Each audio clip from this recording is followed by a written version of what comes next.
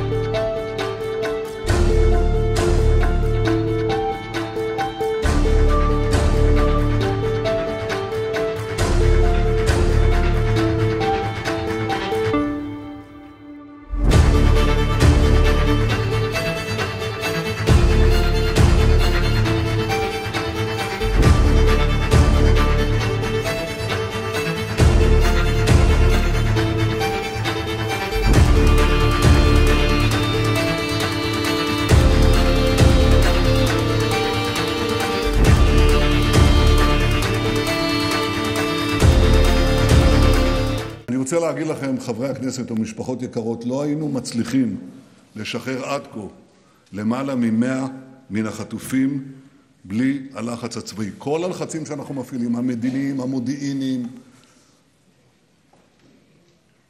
מאמצים רבים אחרים, לא היו צולחים בלי הלחץ הצבאי.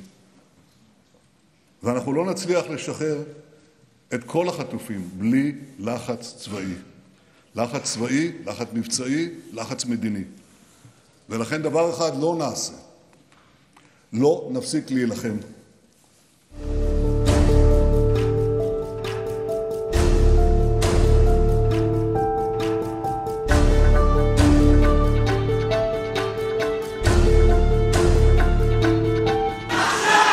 אומר לי אותו הדבר הגשש חלד וחברו עוז. חייבים להמשיך.